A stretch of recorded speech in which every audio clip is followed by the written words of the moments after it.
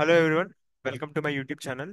I am Teja Golla, a fourth year research scholar working under Dr. Santanu Kapat in Control System Specialization at Embedded Power Management Lab, Electrical Engineering, IIT Kharagpur. Today we are going to discuss about a circuit called Negative Impedance Converter. This is an op-amp based circuit. So let's get started. The circuit that we are going to discuss is NIC, which is also called as Negative Impedance Converter.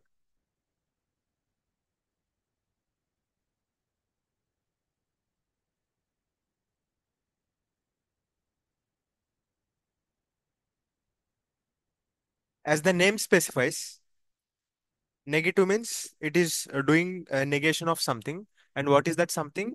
It's an impedance.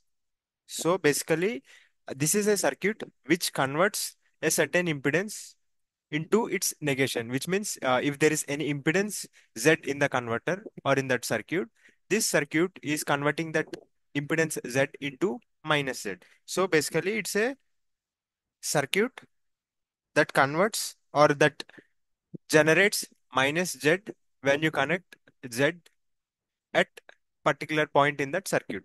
So let me go in detail. And the circuit is as shown over here. And one more thing, this is an op-amp based circuit, as I have mentioned. So this is an op-amp based circuit.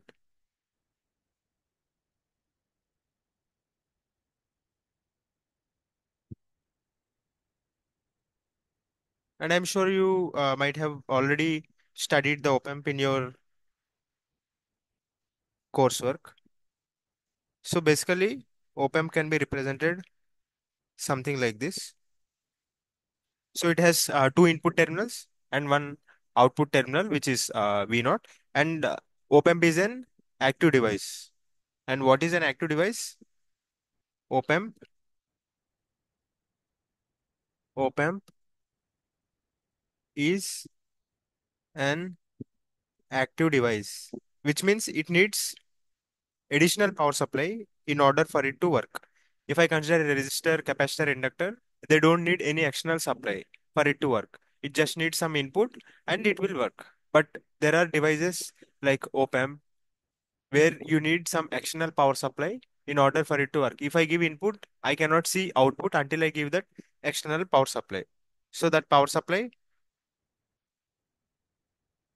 we need plus VDD and minus VSS. So this is the external power supply, and this is the plus terminal, which is called as non-inverting terminal, and minus terminal is called inverting terminal, and this is the output. So we have input V1, V2 say, and the output V0. So the difference between the input is called as VD. We can name it as VD. So VD is named as V1 minus V2. And if we consider the op amp is having a gain of A naught, say the op amp gain is A naught, then input output relation can be written as V naught is equals to A naught into VD, which is V1 minus V2. Got it? So this is the basic, some basic fundamentals about the op amp that are needed in order to understand the negative impedance converter. So that's why I have discussed about this op amp basic fundamentals before I dive into the negative impedance converter. So now let us go into the negative impedance converter. So the circuit is as follows. Again, we have op amp, and here I have one impedance, and it is connected in this way. And here we have two more impedance. So when I say impedance, it does not mean that it's only resistor. Impedance means it can be a combination of resistor, capacitor, or inductor. Any combination of these is called impedance. And in general, we write R plus JX or R minus JX. So this is our circuit, and check the terminals. This is plus, this is minus, and this is output V naught, and this is a Z1, this is Z2, this is Z, and this is our input VI. So I have told that there is some impedance Z in this negative impedance converter, and we are supposed to generate the negative of that impedance, which means minus Z. So this is that Z that we are talking about, and we have to generate minus Z from the circuit. Op-amp will need this power supply, but in general we need not write because it is by default assumed that it gets power supply, and you need not draw in every circuit that it has a power supply, but it is assumed that you are giving the power supply because without that power supply, the op-amp will not work. So now this is the circuit. But before we solve this circuit, I would like to tell you something. If an op-amp is connected in negative feedback,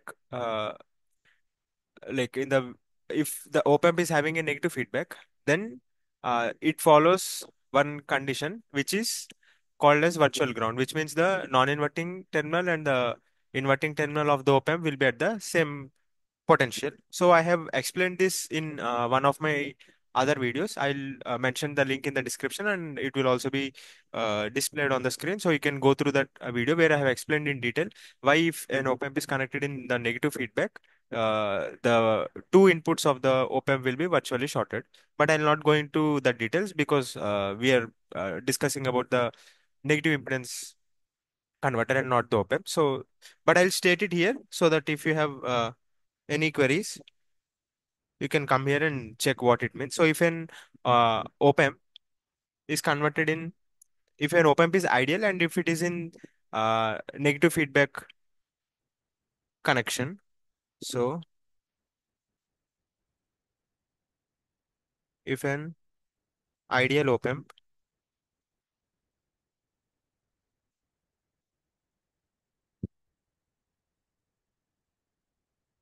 is connected as a negative feedback,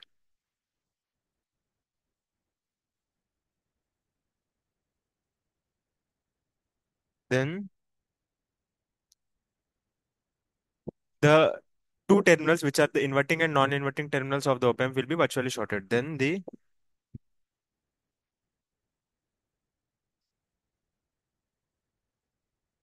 inverting and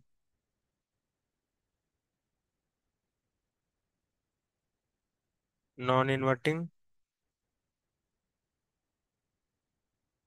terminals are virtually shorted, which means both are at the same potential, which is what we are trying to say. But we are not shorting it externally, but the op-amp, if it is connected or if it is used as a negative feedback, then it works in a way that as if these two terminals are virtually shorted. So it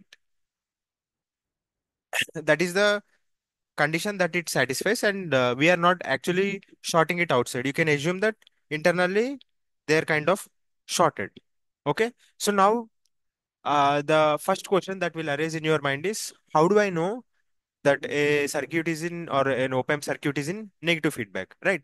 I don't know. How can I directly say that? Because in this circuit, how can I say that this circuit is in negative feedback? It could be in positive feedback, but based on what condition or based on what rule or what condition can I say that this op-amp is in the negative feedback? I'm not sure, and we cannot also directly say that this is negative feedback, this is positive feedback until we check and conclude whether it is in the negative feedback or positive feedback. That aspect I'm going to discuss within few minutes. But at this point of time, let us assume that this op-amp is in the negative feedback, and which means these two terminals are shorted, virtually shorted. So now this terminal, sorry, let us use pen. So now this terminal is VI, which means as these two are shorted, this terminal, meaning this terminal is also VI. Basically, what and all are shorted?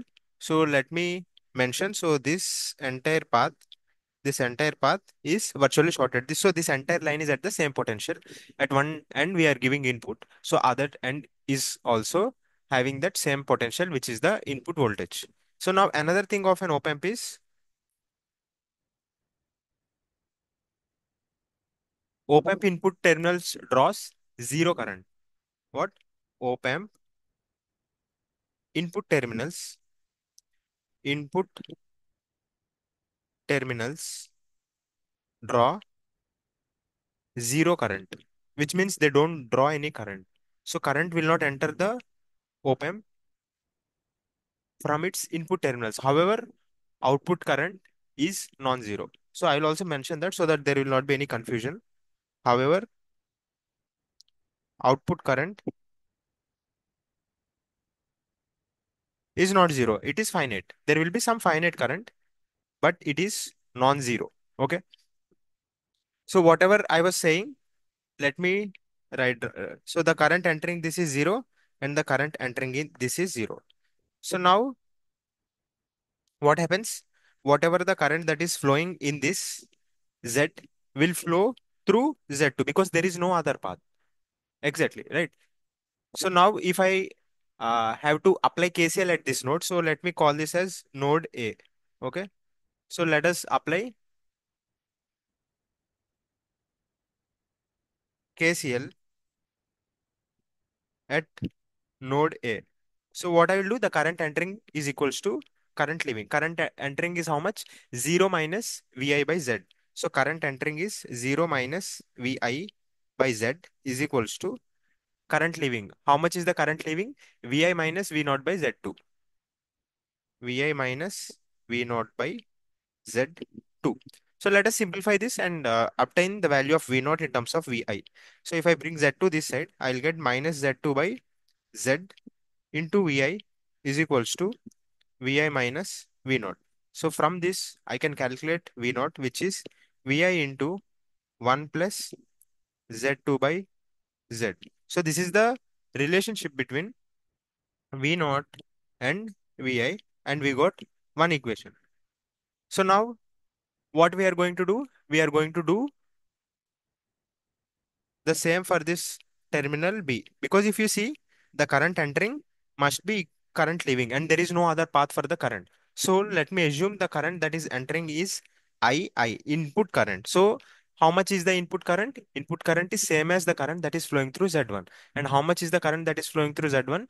Which is Vi minus V naught by II. Okay. So my input current II is Vi minus V naught by Z1, right? Z1. Okay, now substitute the value of V naught in this expression. So now that will result into II or I input current is Vi minus V naught. So if we substitute V naught, we'll get Vi cancelled. So we'll get minus Vi into Z2 by Z divided by Z1. So this is nothing but minus Vi into Z2 by Z1. So now how do we define the input impedance of any circuit? Input impedance of any circuit is the voltage at the input terminals divided by the current drawing at the input terminals. So if I consider this as my input terminal and it is input terminal, so the input impedance is nothing but Vi by Zi. So input impedance,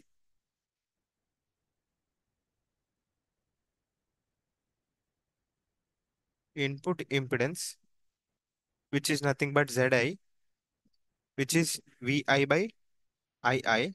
So from the above equation, I can get this as Vi by Ii, which is minus Z1 by Z2 times this Z. So now we'll make an assumption. Let Z1 equals to Z2 because I can connect Z1 and Z2 be same, right? Now if you substitute this in this expression, what you are going to get? You are going to get Zi input impedance is minus Z. So that is why it is called as negative impedance because if you make if you make such type of connection with Z1 and Z2 to be equal, it could be a resistor, it could be a combination of resistor and capacitor, or it could be a combination of resistor and inductor. But for simplicity, we could directly connect resistor because we want it to be equal. So we'll make it equal using one device, one resistor. Why we would like to get into trouble by adding more components, right? Z1 and Z2 to be equal, I could directly do it by connecting small resistor, which will be cost effective and also space and size will be minimal. So now if I make such connection with Z1 and Z2 to be equal, then my input impedance is negative of Z, which is connected at this point. So we are basically generating a negative impedance. So when I look at this potential, I mean, at this node, so let me draw. So if we are looking from this terminal, what you will see an impedance Zi, which is equals to negative of the impedance that is connected at this terminal. So we basically, if I want to generate or if I want to emulate an impedance of value minus Z, then Z has to be connected at this terminal. So now, just to summarize, we have understood what is a negative impedance converter. So we have started with basic op-amp fundamentals, and then we have assumed that this is connected in the negative feedback, which we are going to prove in a few minutes. Then, assuming that we have seen what is the input impedance of this converter, and we have seen that input impedance of this converter is minus Z. So basically, we are generating the negative of an impedance using a circuit. So that's why it is called an IC. So that's why it is called negative impedance converter. So I hope the basic uh, fundamental behind the NIC is clear. So now we are going to go in detail. But before we go in detail, let us assume uh, we have assumed that this op amp is in the negative feedback circuit, right? It's a negative feedback. But how do I know that this circuit is in negative feedback, right? I don't know. Okay, but I'm giving in general some idea about negative feedback. So what is negative feedback? So we are going to discuss how to determine a op amp is connected in as a negative feedback, right? How to determine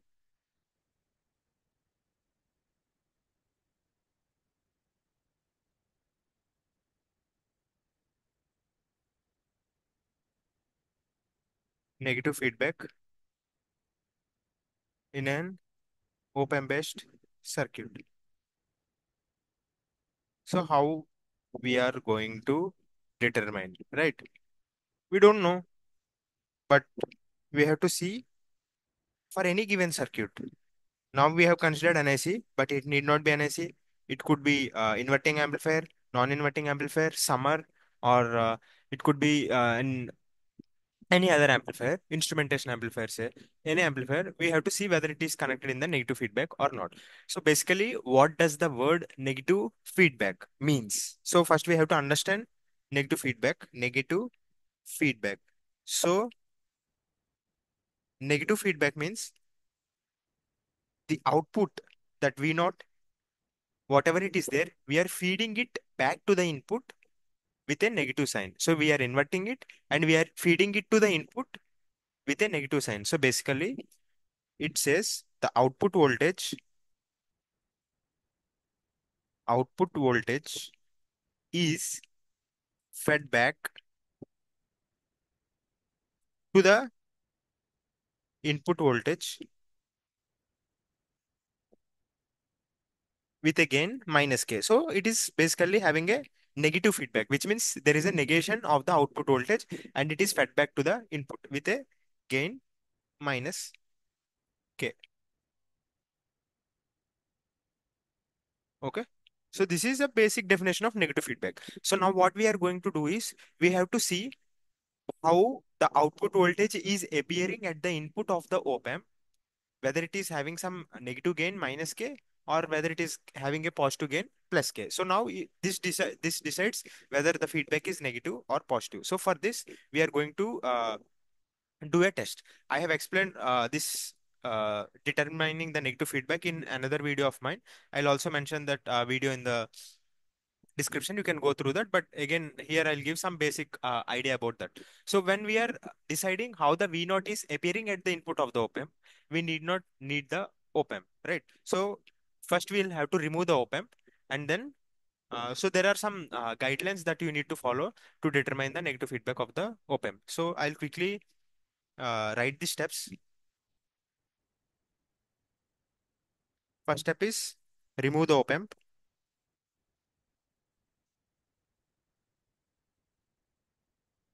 Okay. And excite the output terminal with a voltage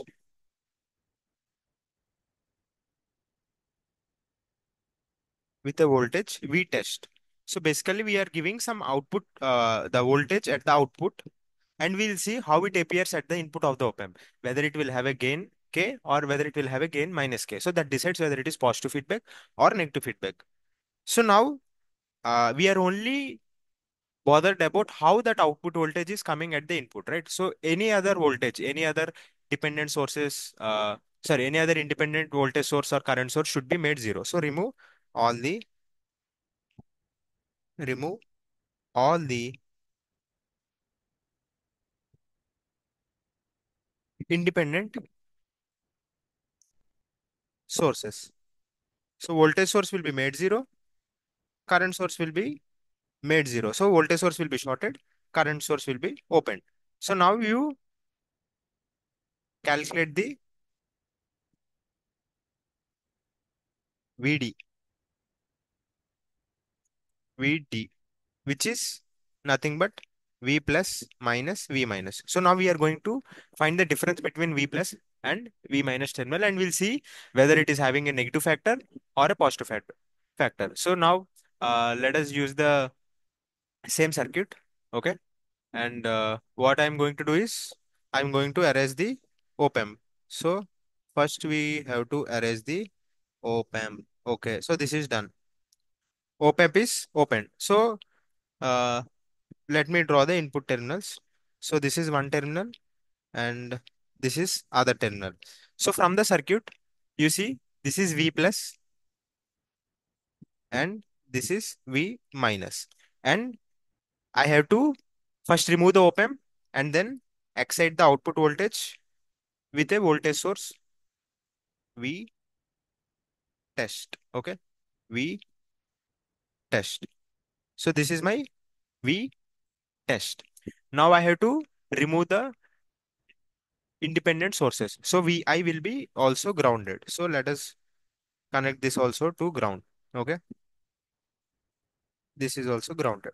So now I have to find out V plus, I have to find out V minus. So from this, let me remove this VI also to not create any confusion. This also, and current directions also I'll change. So this is the overall circuit currently, right? So because this is V test, the current direction will be in this, and here the current is zero. Similarly, current here is zero. So current will flow in this.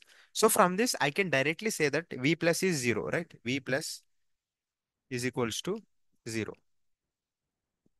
This is the initial thing that we'll get. So now V minus, how can we find? V minus is nothing but it's a uh, divider, right? Impedance divider. So V minus is nothing but Z by Z plus Z2 into V test.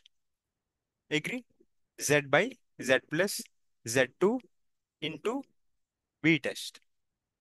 Right. So if I have to calculate the magnitude, what I will do, V minus magnitude is, so magnitude of V minus is, because it's an impedance, mod Z by mod of Z plus Z2 into V test. As V test is positive and mod of Z by mod of Z plus Z2 is also a positive, right? So I will mention it some gain K into V test. Okay. So now what we have to determine, calculate the VD. So now VD is equals to V plus minus V minus, which comes as V plus is 0 minus this is K into V test. So it is minus K V test.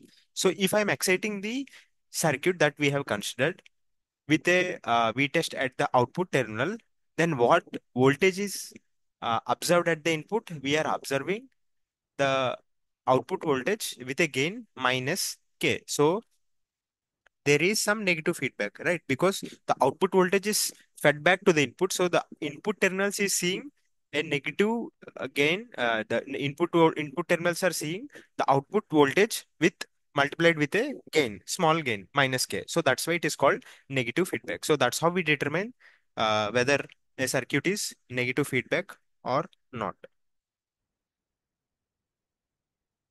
So this is the basic fundamentals behind determining whether the circuit is negative feedback or not.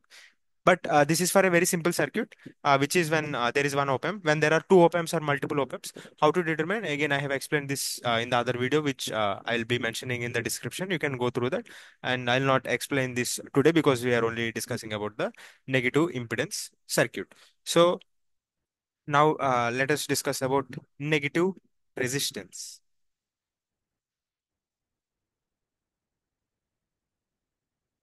Negative resistance. Okay. So if Z that we are considering is R, then what happens? Then my Z input will be minus R. So I can also generate negative resistance using this circuit. So if I connect a resistor at this terminal, then it will behave like a negative resistance circuit. So let me draw the circuit. So let me quickly draw. So Z1 and Z2 to be equal, right? So I'll consider a resistor only directly. And here also some resistor. And here we have our resistor connected to ground. And this is the input. So these are the terminals. This is plus, this is minus. Say this is some R1. These are both are same, and this is some resistor. Then if we look at this, we'll get Z input equal to minus R. So this entire circuit can be represented as something like this. We have a negative resistance, and say we have excited it with some input voltage V in,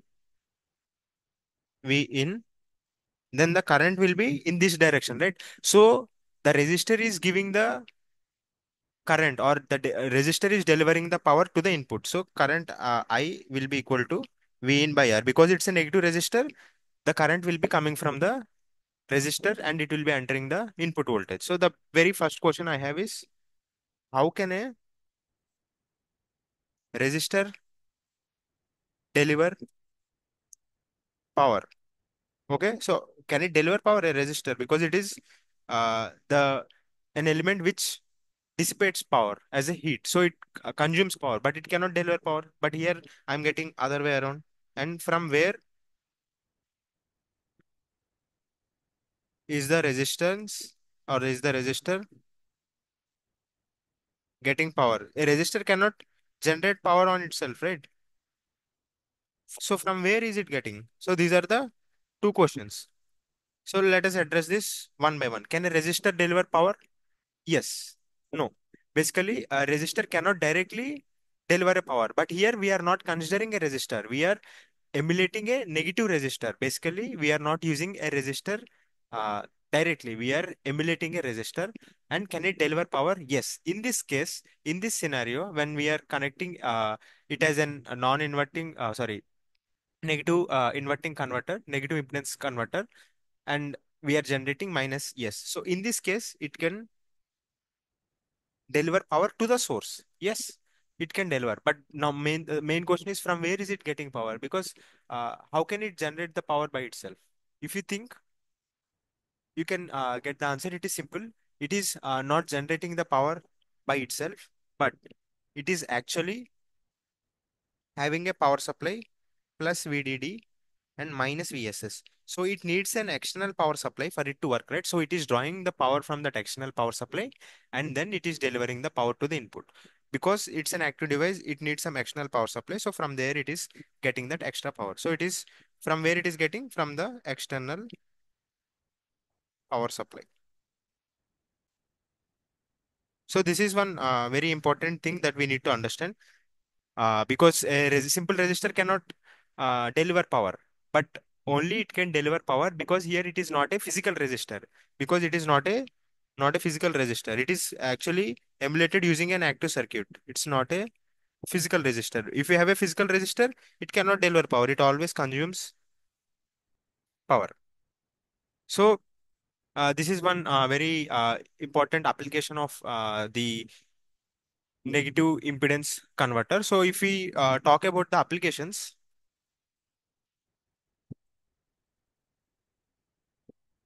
so first of all, where is it used? The negative impedance converter. Just now we have seen that it can generate negative resistance. Suppose we are making an oscillator where we don't want resistor. Say we need some LC oscillator where we don't want the resistor. But when you are connecting an L and C using wires, there will be resistance, right? But how can I remove that resistance? I cannot remove the resistance. Instead, I will connect a negative impedance converter generating the negative resistance of the wire so that the resistance will get cancelled and it will result in the zero resistance in the entire circuit. So it can be used in oscillator circuits to cancel out the resistance that is there in the circuit. And if you see, uh, if we have, so similarly, if Z is equals to R plus JX, then what will I get? Z input. Z input is R minus JX. So now from this expression, can you correlate to any other application? If you see maximum power transfer, there is a condition, right? The load impedance and source impedance, there should be a like condition where it can deliver maximum power to the load. So whenever we want the maximum power to be delivered to some output, say it could be speaker or any amplifier, then we can use this NIC to match the impedance. So we can use this for impedance matching so that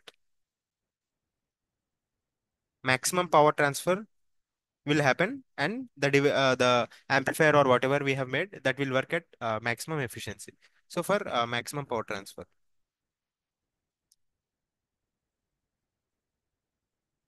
maximum power transfer. So this is some basic idea and some basic understanding about the negative impedance converter.